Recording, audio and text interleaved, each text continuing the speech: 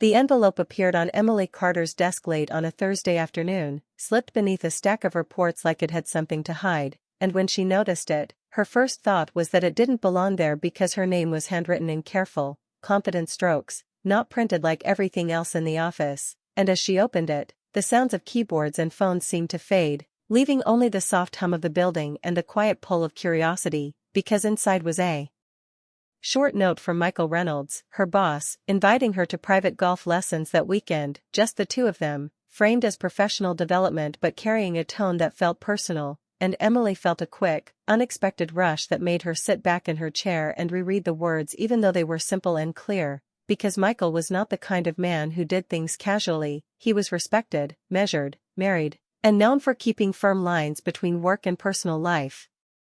Which was why the invitation unsettled her more than it should have, yet she told herself it was logical since golf mattered in their industry and Michael often mentioned deals closed on fairways, and she had admitted once, during a late meeting, that she had never learned the game, so this could be nothing more than mentorship. But as the workday ended and she drove home through Chicago traffic, the note stayed in her mind, mixing with the quiet tension she already carried from her marriage.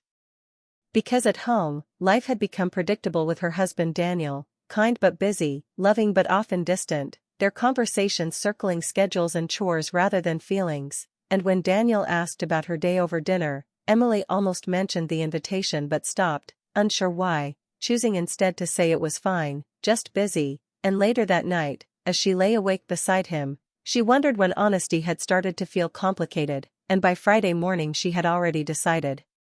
to go, replying to Michael with a polite yes that sounded professional even as her heart beat faster when he responded almost immediately with details, and the speed of his reply made her feel noticed in a way she hadn't felt in a long time, which pushed her to focus harder at work, finishing tasks quickly, avoiding eye contact with him in meetings, yet feeling his presence more sharply than before, and when Saturday came, she woke early, choosing her clothes with care but not excess, telling herself she was only dressing for the weather, for comfort, for confidence, nothing more, and she left Daniel a note on the counter explaining she had a work-related lesson and would be back by afternoon, a small omission that felt heavier than a lie, and as she drove out of the city toward the quiet private golf course, the buildings gave way to open land and clean air, and with each mile she felt a mix of excitement and doubt, because she knew that moments like these often seemed harmless at the start, wrapped in good reasons and calm voices, yet they carried the power to change things, and when she arrived, Michael was already there, relaxed, smiling, dressed casually in a way she had never seen at the office, which made him feel both familiar and new, and as they greeted each other with easy politeness, Emily sensed the shift, the subtle move from structured work roles to something looser, something undefined, and as they walked toward the green, she noticed how quiet the place was, how open the sky felt, and how far away her normal life suddenly seemed, and though nothing had happened yet, not a word or gesture out of place, she felt as if she had stepped onto a path that would not simply lead back to where she started, and that realization followed her like a shadow as she took her first swing under Michael's calm guidance, unaware that this simple lesson was the opening chapter of a story that would test her choices, her loyalty, and her understanding of what it truly meant to cross a line. The second lesson began with calm confidence, but beneath it ran a quiet tension that neither Emily nor Michael spoke about as they met again at the golf course, this time greeting each other with a familiarity that felt earned too quickly, and from the first moment Emily noticed how natural it felt to be there, how the nervous edge from the first day had softened into anticipation, and Michael wasted no time moving into instruction, explaining grip and balance in clear, simple words, keeping a respectful distance, yet his presence felt closer than it should have.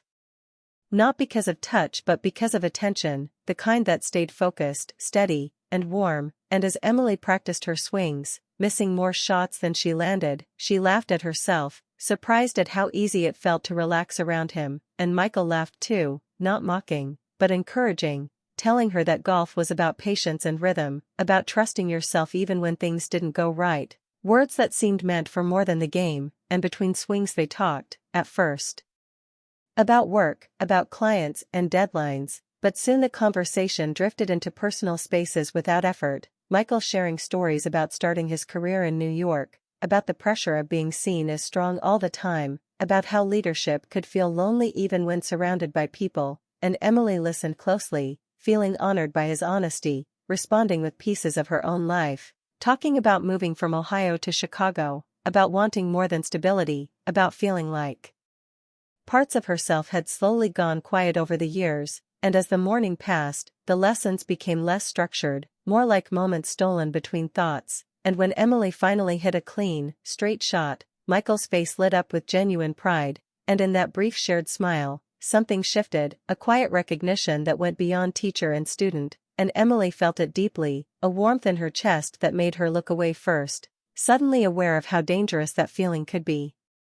And yet she didn't pull back, she stayed, she practiced more, she laughed when the wind caught her hair, and she didn't check her phone even when it buzzed, choosing instead to remain in that calm bubble where time felt slower and lighter, and later, as they sat on a bench overlooking the green, drinking water and watching other players from a distance, the silence between them felt comfortable, filled with unspoken thoughts rather than awkward gaps, and Michael mentioned his wife in passing. Not with bitterness but with quiet distance, explaining they had grown into different routines, different silences, and Emily nodded, understanding more than she said, because she felt the same shift in her own marriage, the slow slide from closeness into habit, and though neither of them named what was forming, they both felt it, a closeness built on shared understanding rather than intention, and when the lesson ended, Emily expected relief, but instead she felt disappointment, a subtle ache. As she packed up her things, and Michael noticed, suggesting they schedule another session soon, purely to help her improve, he said, and Emily agreed too quickly, smiling as if it were a small thing, and on the drive home she replayed every moment, telling herself nothing inappropriate had happened, because it hadn't, yet she felt emotionally fuller than she had in months, and that scared her, because she knew feelings could grow quietly, without permission, and back at home Daniel asked about the lesson, and Emily described the game, the course, leaving out the way Michael had looked at her when she succeeded, the way she felt understood, and as she spoke, she realized she was beginning to protect something that did not yet have a name, and that night, lying awake again, she stared at the ceiling and wondered when attraction stopped being a choice and started becoming a pull, and as days passed, the memory of the lesson stayed vivid, shaping her mood at work, making her more alert to Michael's presence, noticing his tone in meetings, the way his eyes briefly met hers before moving on, and those small moments felt louder than they should have, and when he emailed her about the next lesson, keeping it professional, short, and polite, Emily felt both relief and excitement, because it meant the space between them would continue, this slow, careful crossing of emotional ground that neither had planned but neither was ready to stop, and deep down, Emily knew that part 2 of this story was no longer about golf, it was about two people standing on opposite sides of their own boundaries, pretending they were still safely behind the line, even as their hearts leaned forward, already stepping into uncertain territory. The lessons began to take on a rhythm, twice a week now, and Emily found herself anticipating each one with a mix of excitement and unease that she couldn't fully name, because what started as instruction had become something more subtle and profound. A meeting of minds and hearts that neither Michael nor she openly acknowledged, yet the energy between them was undeniable, and at the office, Emily noticed small changes in herself. She dressed with a little more care, lingered over her hair in the mirror, smiled differently when Michael entered a room, all while convincing herself it was professional pride or confidence, and at the golf course, they talked longer, walked farther, shared stories that felt too personal to belong in a teacher-student setting. Like Michael describing the frustration of a marriage that had grown quiet over years, how he sometimes felt unseen even by those he loved most, and Emily found herself opening up in return, admitting fears she rarely voiced, about her own marriage slipping into routine, about longing for passion and understanding, and the way Michael listened made her feel alive in a way she hadn't in years, every word exchanged like a small spark lighting a quiet fire, and sometimes their laughter lingered too long. Sometimes their eyes met in a way that held more than attention to technique, yet nothing crossed a physical line, nothing that could be pointed to as wrong, but the emotional closeness itself began to weigh on her, filling her with guilt and exhilaration in equal measure, and at home, Daniel noticed her distance, her quiet moments staring out the window, the small smiles at her phone that she hid too quickly, and he asked gently, "Is everything okay?" And Emily answered yes, though her chest tightened with the lie, because she didn't know how to explain that.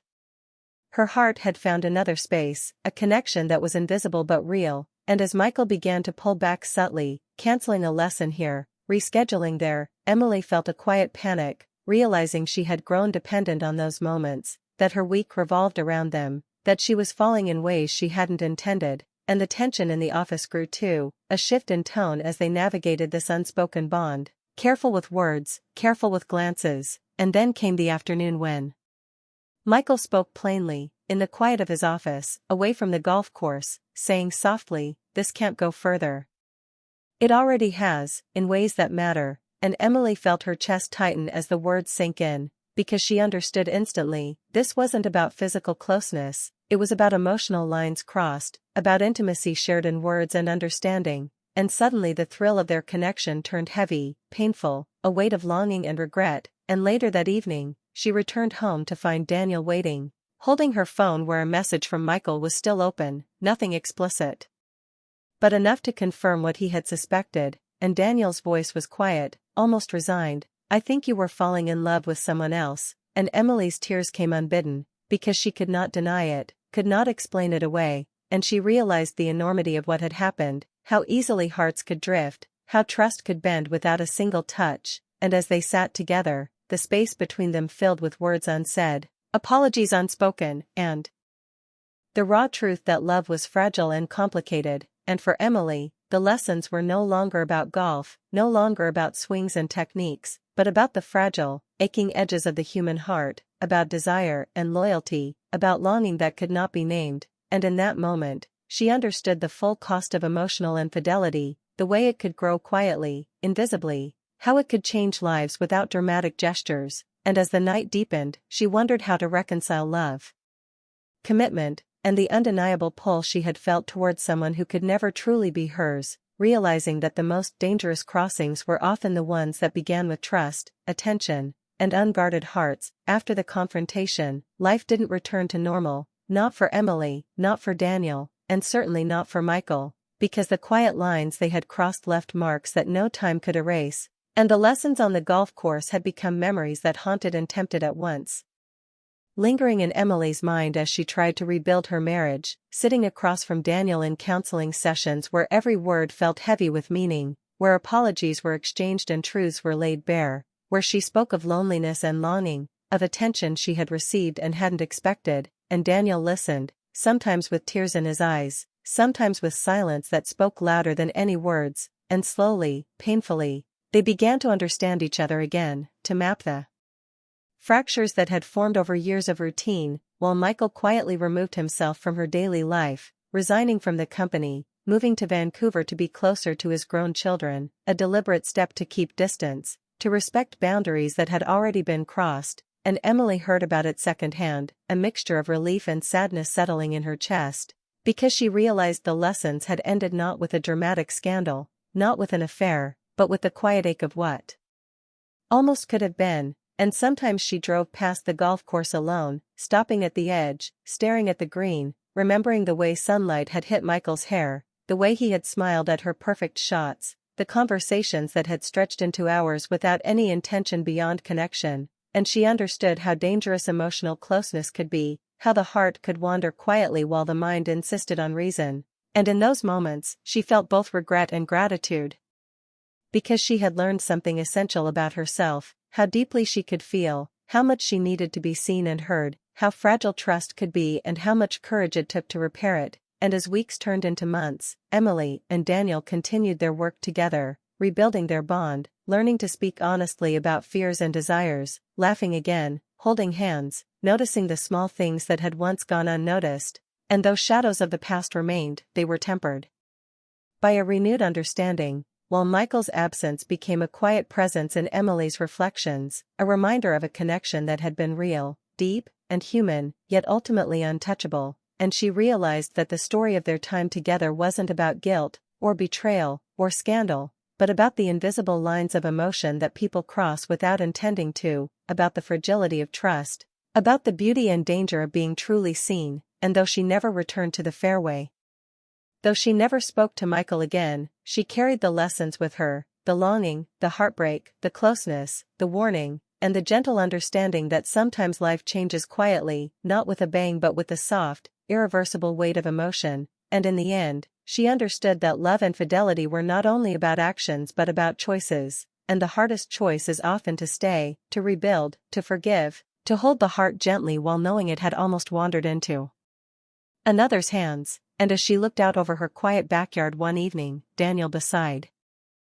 her, she felt the ache of almost lost love, the strength of survival, and the tender, bittersweet memory of the man who had seen her completely, if only for a little while, teaching her about desire, attention, and the fragile beauty of human connection, and she knew that life would never be quite the same, but it was hers, rebuilt, heartfelt, and honest, and that was the only ending that mattered.